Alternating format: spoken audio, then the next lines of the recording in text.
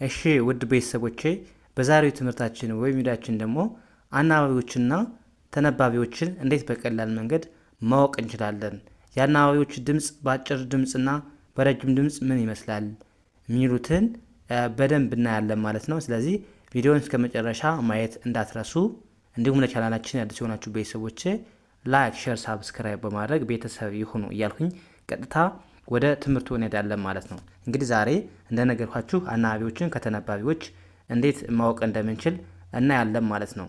እና ተነባቢዎችስ ምን ድምጽ አላቸው፣ አናባቢዎችስ እንዴት አይነት ድምጽ አላቸው የሚለውን በደንብ እናያለን።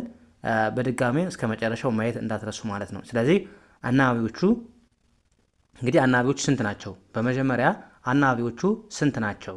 አናባቢዎቹ አምስት ናቸው። አምስት አናባቢዎች አሉ።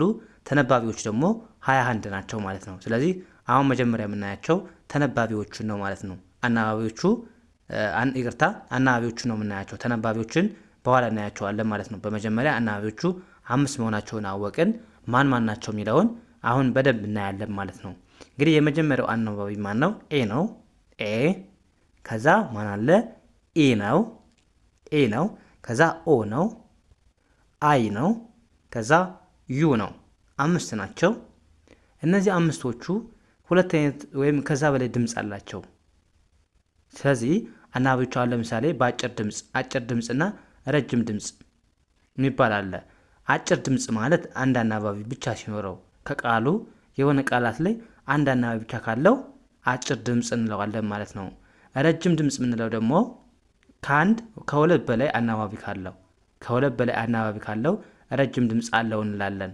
ስለዚህ በዛን ሰዓት ለምሳሌ አጭር ድምጽ በሚሆንበት ሰዓት አንድ አናባቢ ብቻ ካለ ከቃሉ ማለት ነው፣ ስታነቡ አንድ አናባቢ ብቻ ካለ ኤ ምን ሚል ድምጽ አላት?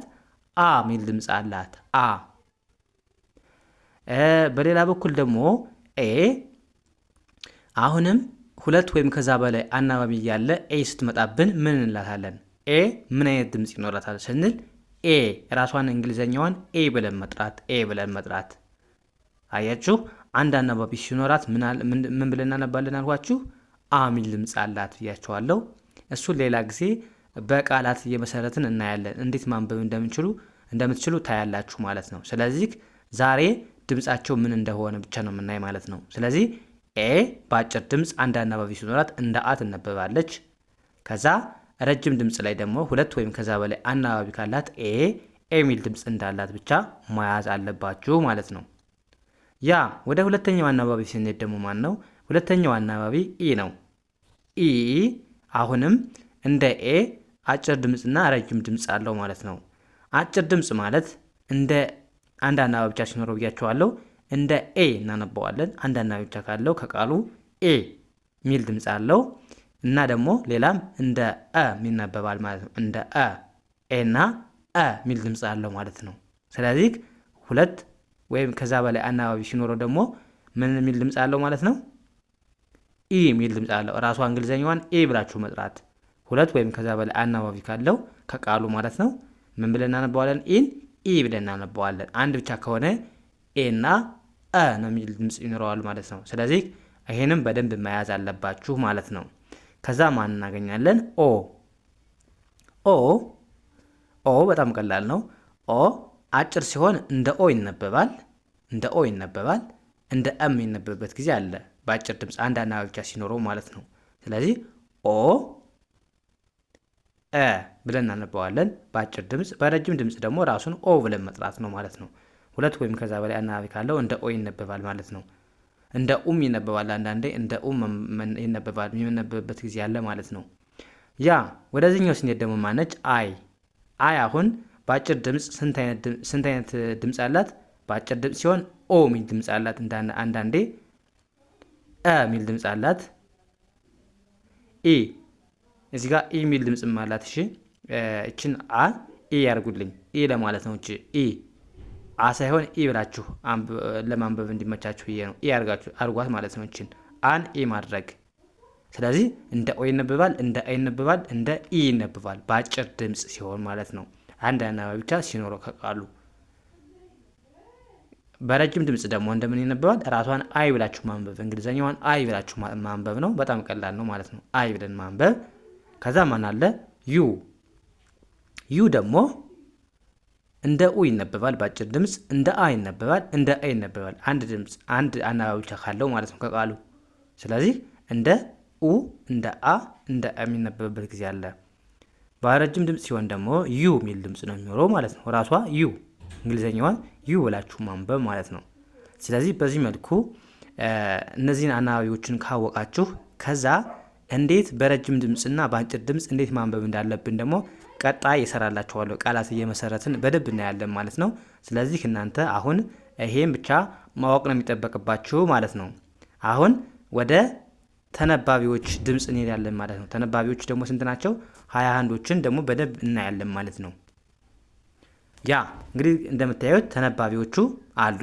ከዛ ድምፃቸው ምን እንደሚመስል እናያለን ማለት ነው። እንግዲህ የመጀመሪያው ተነባቢ ማን ነው? ቢ ነው። ኤ ተነባቢ ስለሆነ አልጻፍንም። ተነባቢ ብቻ ነው ያለው። ኤ አናባቢ ስለሆነ አልጻፍንም። ቢ ተነባቢ ነው። እንግዲህ ከቢ ጀምሮ ያሉትን ተነባቢዎች ሙሉ እናያቸዋለን፣ 21ዱንም ማለት ነው። ስለዚህ ቢ ድምፁ እንደ ብ ነው የምናነበው። ብ ብለን ነው የምናነበው። ሁሌም ስታነቡ ብቻውን ከሆነ አሁን ቢን ስታገኙት ከአናባቢ ውጭ እንደ ብ ማንበብ። ብ ብ የሚል ድምፅ አለው። ሲ ሲ ክ ክ የሚል ድምፅ አለው። ዲ ድ ድ የሚል ድምፅ አለው። ኤፍ ፍ ፍ ጂ ግ ግ ኤች ህ ህ ጀ ጅ ጅ ከ ክ ክ ኤል ል ል ኤም ም ም ኤን ን ን ፒ ፕ ፕ ኪው ቅ ቅ አር ር ር ኤስ ስ ስ የሚል ድምፅ አለው። ከዛ ቲ ት ት የሚል ድምፅ አለው። ቪ ቭ ቭ ዳብሊው ው ው ኤክስ ክስ ክስ ዋይ ይ ይ ዜድ ዝ ዝ የሚል ድምፅ አለው ማለት ነው። አያችሁ ድምፃቸው በጣም ቀላል ነው። እነዚህ ሳድስ ፊደል ናቸው። በቃ እንደ አሁን ቢ ሳድስ ፊደል ነው አይደል? ብ ብለን ምናልበው አሁንም ስታያቸው እነዚህ አማርኞቹ ምንድን ናቸው? ሳድስ ፊደል ናቸው። ስለዚህ በሌላ አባባል እነዚህ 21ዱ ኮንሶናንት ብለን የምንጠራቸው ምን ማለት ናቸው ማለት ነው? ሳድስ ፊደል ማለት ናቸው። ሳድስ ፊደል ኮንሶናንት ወይም ተነባቢ የሚባሉት ሳድስ ፊደሎች ናቸው። እንደምታዩቸው አሁን ብ ሳድስ ነው፣ ክ ሳድስ ነው፣ ድ ሳድስ ነው፣ ፍ ሳድስ፣ ግ ኤች ጅ ክ ል ኤም ኤን ፕ ቅ አር ስ ቭ ት ዳብሊው ክ ኤስ ይ ዜድ ሱ ዝ ምንድን ናቸው ማለት ነው? እነዚህ ሳድስ ፊደል ወይም ስድስተኛ ፊደላቶች ናቸው ማለት ነው። ስለዚህ እነዚህ ኮንሶናንት ወይም ተነባቢ የሚባሉት ምንድን ናቸው ማለት ነው? ሳድስ ፊደል ናቸው። ስለዚህ ስታነቡ አሁን ለምሳሌ ቢን ብቻዋን ካገኟቸው እንደ ብ እንደምታነቧት፣ ሲን ብቻዋን ስታገኟት እንደ ክ ታነቧታላችሁ፣ ዲን እንደ ድ እንድታነቧት፣ ኤፍን እንደ ፍ እንድታነቧት፣ ጂን እንደ ግ እንድታነቧት፣ ኤችን እንደ ህ፣ ጄን እንደ ጂ፣ ኬን እንደ ክ፣ ኤልን እንደ ል፣ ኤምን እንደ ም ማንበብ፣ ኤንን እንደ ን፣ ፒን እንደ ፕ፣ ኪውን እንደ ቅ፣ አርን እንደ ር፣ ኤስን እንደ ስ ማንበብ፣ ቲን እንደ ት፣ ዳብሊውን እንደ ይቅርታ ቪን እንደ ቭ፣ ዳብሊውን እንደ ው፣ ኤክስን እንደ ክስ፣ ዋይን እንደ ይ ማንበብ፣ ዜድን እንደ ዝ ማንበብ። ስለዚህ በቀላሉ አናባቢና ተነባቢዎችን ድምፃቸውን አያችሁ ማለት ነው። አየን። ስለዚህ ድምፃቸውን እንደዚህ ካየን ደግሞ በቀላል መንገድ እንዴት ቃላቶችን እንዴት መስርተን እንዴት ማንበብ እንደምንችል ደግሞ ቀጣይ በደንብ እናያለን ማለት ነው። ለዛሬ እንደ መግቢያ ድምፃቸውን ምን እንደሚመስል እንድታዩ ነው። የመጀመሪያው ትምህርታችን ነው ማለት ነው። ቀጣይ ቃላቶችን እንዴት አጣምረን ማንበብ፣ አናባቢን ከተነባቢ አጣምረን እንዴት ማንበብ እንደምንችል በደንብ እናያለን ማለት ነው። ዛሬ ተነባቢዎችንና አናባቢዎችን በደንብ እንድታውቃቸው ያህል ነው።